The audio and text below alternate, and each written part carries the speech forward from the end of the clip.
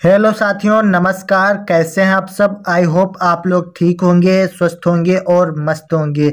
दोस्तों, मिशन 2024 में अगर आपको सफलता पाना है, यानी कि बोर्ड परीक्षा 2024 में अगर आप लोग 95% लाना चाहते हैं, तो अब आपके पास बिल्कुल सही समय है। अगर इस टाइम पर आप मेहनत कर लेंगे तो डेफिनेटली आप 95% अचीव कर पाएंगे।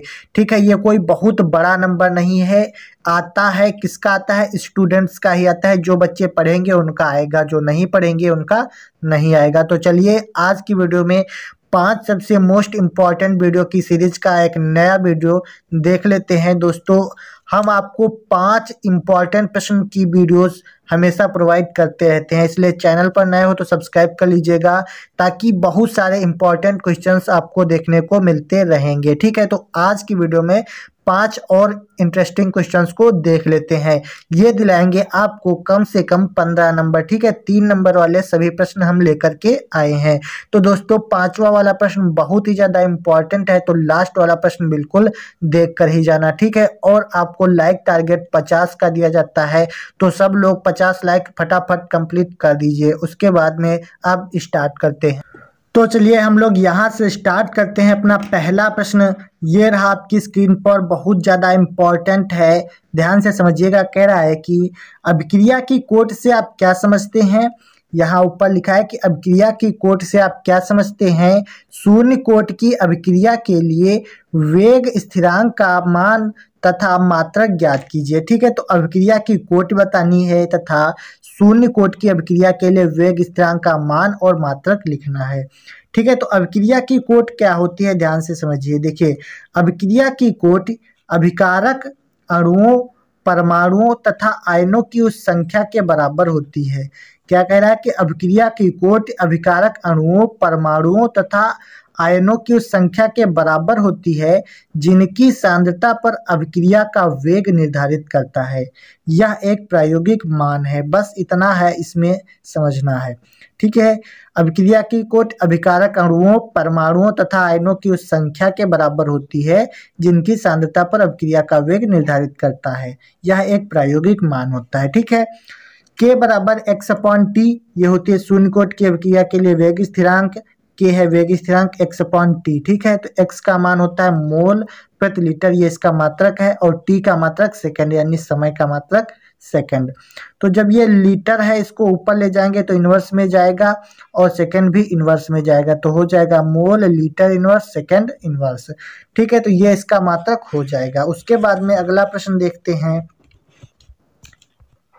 तो क्वेश्चन दिया गया है, अगला प्रश्न है, नाइट्रोबेंजीन बनाने की 2 विधियों का उल्लेख कीजिए। ध्यान से समझिएगा, नाइट्रोबेंजीन बनाने की 2 विधियों का उल्लेख करना है यहाँ पर।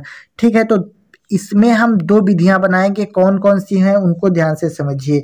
पहली विधि है जो बेंजीन से बनाएंगे। कैसे बनेगी देखिए ध्यान से, सिर्फ इसमें हमको क्या करना है, विधियां बताना है। ठीक है, तो हम इस पे विधियां ही बता देते हैं। जैसे हम बेंजीन से बनाते हैं तो C6H6 ये होता है बेंजीन का सूत्र, प्लस इसमें HNO3 से हम क्रिया कराएंगे, HNO3 से। ठीक है, तो यहाँ पर जब हम एरो लगाएंगे, ऊपर क्या हो जाएगा, H2SO4 इसकी उपस्थिति रहेगी। ठीक है, 50 से 60 डिग्री सेल्सियस टेम्परेचर रहेगा। जब इसकी क्रिया कराएंगे तो क्या बन जाएगा, C6H5। ठीक है, C6H5NO2। ठीक है, NO2 होता है नाइट्रोबेंजीन, तो ये हो जाएगा NO2, प्लस इसमें क्या बच जाएगा, H2O। ठीक है, तो ये आपकी रिएक्शन हो जाएगी बेंजीन से। कैसे बनेगा, नाइट्रोबेंजीन हमको बनाना है, तो ये आपका नाइट्रोबेंजीन बनकर तैयार हो जाएगा। C6H5NO2 ये है आपका नाइट्रोबेंजीन। बेंजीन की क्रिया HNO3 से H2SO4 की उपस्थिति में 50 से 60 डिग्री सेल्सियस के ताप पर कराएंगे तो क्या बनेगा, C6, यहाँ पर C6 है यानी 6 है, C6H5NO2 ये है नाइट्रोबेंजीन प्लस H2O। उसके बाद में दूसरी हमारी जो बनेगी विधि वो होती है बेंजीन डाइएजोनियम क्लोराइड से। तो इसमें हमने बेंजीन से क्रिया कराई HNO3 की यानी नाइट्रिक अम्ल की। उसके बाद में हम बेंजीन डाइएजोनियम क्लोराइड यानी C6H5 ये हो गया benzene diazonium chloride N2Cl, C6H5N2Cl, ये है बेंजीन डाइएजोनियम क्लोराइड की क्रिया HNO2 से, HNO2 से। ठीक है, इस बार HNO2 से कराएंगे। किसकी उपस्थिति इसमें रहेगी? इसमें रहेगी Cu2O यानी Cu2O। ठीक है, इसकी उपस्थिति रहेगी। तो यहाँ पर क्या बन जाएगा? यहाँ पर बनेगा C6H5NO2, क्योंकि हमको नाइट्रोबेंजीन बनाना है तो NO2 तो बनेगा ही बनेगा। ठीक है, ये C6 है और H5NO2 बन गया। फिर इसमें HCl बनेगा। क्या बनेगा? प्लस HCl इसमें भी बनेगा, HCl। ठीक है, प्लस इसमें और क्या बनेगा? प्लस इसमें N2 बाहर निकल जाएगी, N2 मतलब नाइट्रोजन गैस ऊपर को रिलीज हो जाएगी। ठीक है, तो ये आपकी रिएक्शन हो जाएगी नाइट्रोबेंजीन बनाने की 2 विधियों का उल्लेख। ये आपका प्रश्न बहुत ज़्यादा इम्पोर्टेंट है। अगर 1-1 नंबर में पूछा जाएगा तब भी 2 नंबर हो गए, और अगर 1.5 नंबर में पूछा जाएगा तो 3 नंबर का होता है क्वेश्चन। ठीक है, उसके बाद में अगला प्रश्न हमारा दिया गया है। इस टाइप के क्वेश्चन बहुत ही ज़्यादा इम्पोर्टेंट होते हैं, ध्यान से समझिए। कह रहा है कि क्या होता है जब, ठीक है, क्या होता है जब एथिल ब्रोमाइड को सोडियम एथॉक्साइड से क्रिया कराते हैं। तो ये क्वेश्चन आपका बहुत ही आसान है, ध्यान से समझेंगे तो आप आसानी से कर पाएंगे। जैसे इसमें कह रहा है कि एथिल ब्रोमाइड को सोडियम एथॉक्साइड से क्रिया कराते हैं, तो हम यहाँ पर लिखेंगे, क्या लिखेंगे?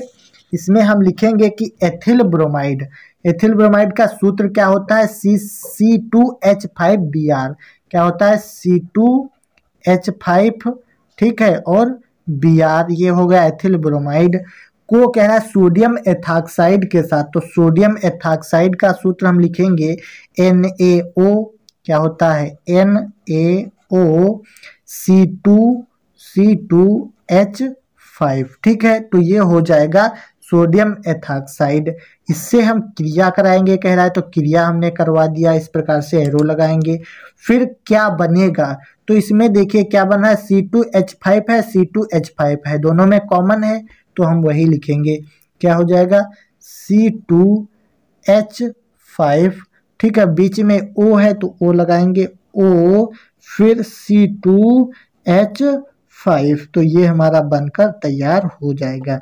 ठीक है, डाई एथिल ईथर। उसके बाद में क्या बचा? NaBr बचा, तो प्लस लगाएंगे यहाँ पर, और NaBr इसको अलग से हम लोग नोट कर देंगे। ठीक है, तो इतना समझ में आ गया कैसे बना। एथिल ब्रोमाइड को सोडियम एथॉक्साइड से क्रिया कराएंगे, दोनों में से ये जो कॉमन है दोनों में वो लिखेंगे और बीच में O लगा देंगे। ठीक है, और प्लस NaBr बचा तो NaBr हमने लिख दिया। उसके बाद में अगला प्रश्न कह रहा है कि क्लोरोबेंजीन की नाइट्रिक अम्ल से क्रिया कराने पर क्या बनता है। तो क्लोरोबेंजीन अभी हमने बताया था एक बेंजीन बनाने वाला, उसी प्रकार से हम क्लोरोबेंजीन की नाइट्रिक अम्ल से क्रिया कराएंगे। ठीक है, तो क्लोरोबेंजीन का सूत्र क्या होता है? C6H5। ठीक है, ये हो गया बेंजीन, और क्लोरो कह रहा है तो यानी Cl, ये हो जाएगा क्लोरोबेंजीन की क्रिया नाइट्रिक अम्ल यानी HNO3। ठीक है, HNO3, यहाँ पर O है, N है, ठीक है, 2 चीजें एक में मिल गया है, थोड़ा समझ लीजिएगा, HNO3। ठीक है, तो क्लोरोबेंजीन की क्रिया HNO3 से जब हम कराएंगे तो यहाँ पर क्या बनेगा? यहाँ पर बन जाएगा C6, क्या बनेगा? C6H5, ठीक है, H5NO2Cl, इस प्रकार से कुछ बन जाएगा क्लोरो नाइट्रोबेंजीन। या फिर इसको हम रिंग में अगर बनाएं तो इस प्रकार से आपका बेंजीन बनता है। ठीक है, और यहाँ पर आपका क्लोरो लगा है, क्लोरोबेंजीन प्लस HNO3 से जब हम क्रिया कराते हैं तो यहाँ पर क्या बनता है? जैसे ये बेंजीन होता है, ठीक है, और इसमें ये क्लोरो लगा होता है Cl, और यहाँ पर NO2 लग जाता है, इस प्रकार से क्लोरोनाइट्रोबेंजीन बन जाता है। ठीक है, ये आपको समझ में आ गया होगा आसानी से। उसके बाद में अगला प्रश्न बहुत ही ज़्यादा हमने बताया था इम्पॉर्टेंट है, इसको भी समझ लीजिए। क्वेश्चन कह रहा है कि लैंथेनाइड तत्वों के उदाहरण दीजिए। इसके मुख्य उपयोग लिखिए। ठीक है, तो लैंथेनाइड तत्व क्या होते हैं, इसके उदाहरण देना है और इसके मुख्य उपयोग लिखना है। ठीक है, तो लैंथेनाइड तत्व कौन से होते हैं, जिनको हमारी आवर्त सारणी के बाहर रखा गया है, वो होते हैं लैंथेनाइड तत्व। ठीक है, तो लैंथेनाइड तत्वों में जैसे कि लैंथेनम La57 इसका परमाणु क्रमांक, सीरियम Ce58 इसका परमाणु क्रमांक, इस प्रकार से 2 तत्व होते हैं। इसी प्रकार से आप आगे भी लिख सकते हैं, लेकिन ये क्वेश्चन आते हैं कि लैंथेनाइड तत्वों को लिखिए, यानी 2 उदाहरण दीजिए। तो लैंथेनाइड में यहाँ होता है, मतलब लैंथेनाइड तत्व में होता है लैंथेनम La57 और सीरियम Ce58, मतलब परमाणु क्रमांक दिया गया है। ठीक है, उसके बाद में इसके उपयोग दिए गए हैं। तो उपयोग क्या होते हैं, जैसे लैंथेनम का प्रयोग कार्बन आर्क लाइट बनाने में होता है और मिश्र धातु बनाने में होता है। तो इस प्रकार से आपको लैंथेनाइड तत्वों के 2 उदाहरण और इसके प्रमुख उपयोग लिख देने हैं। जैसे लैंथेनम का प्रयोग कार्बन आर्क लाइट बनाने में होता है और मिश्र धातु बनाने में होता है। और तत्व कौन से होते हैं, लैंथेनम La57 और सीरियम Ce58 होता है। ठीक है, तो इस प्रकार से ये आज के हमारे 5 इंपॉर्टेंट क्वेश्चन से जो हमने आपको बेहतर समझाने की कोशिश की है। अगर आपको समझ में आ गए हैं तो वीडियो को लाइक करिए, चैनल पर नए हो तो सब्सक्राइब करिए। मिलते हैं इसी प्रकार की एक और वीडियो में, तब तक के लिए जय हिंद, वंदे मातरम।